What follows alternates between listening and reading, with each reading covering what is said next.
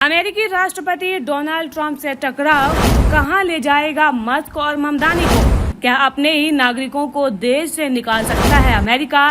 नागरिकता किन हालातों में रद्द कर सकता है यूएसए? अमेरिका में राष्ट्रपति चुनाव के ठीक बाद दुनिया ने डोनाल्ड ट्रंप और एलन मस्क की दोस्ती को देखा था। बीते एक महीने से ट्रंप और मस्क के दुश्मनी की चर्चा भी जो है वो विषय बनी हुई है। मंगलवार को जब अमेरिकी राष्ट्रपति से पूछा गया कि क्या वो टेस्ला और स्पेस एक्स जैसी कंपनियों के मालिक मस्क को अमेरिका से डिपोर्ट करने जा रहे हैं, तो उन्होंने इस पर कहा था कि हमें इस पर विचार करना होगा। ट्रंप के वन बिग ब्यूटीफुल बिल को लेकर मस्क जो है काफी हमलावर रहे हैं और ऐसे में बड़ा सवाल यह है कि क्या सच में डोनाल्ड ट्रंप के पास इतनी पावर है कि वो साउथ अफ्रीका के मूल मस्क को अमेरिका से बाहर निकाल सकते हैं? तो देखिए, इसका जवाब बहरहाल तो नहीं है। अगर कोई शख्स जो है अमेरिकी नागरिक है, चाहे जन्म से हो या नेचुरलाइजेशन के जरिए हो, उसे देश से निकालना तो संविधान के खिलाफ है। दूसरी बात है कि यूएस में नागरिकों को बोलने की आजादी है, यानी कि वो चाहे कितना ही विवादित बयान दे दे, अगर उससे हिंसा नहीं भड़कती है या फिर नेशनल सिक्योरिटी को खतरा ना हो, तो ऐसा कोई भी आदेश नहीं दिया जा सकता है। ट्रंप वैसे तो ऊट पटांग बयानों को लेकर कुख्यात हैं और कोई भी उनकी इस तरीके की बातों को गंभीरता से नहीं लेता है। इसके बाद भी सवाल तो उठता ही है कि क्या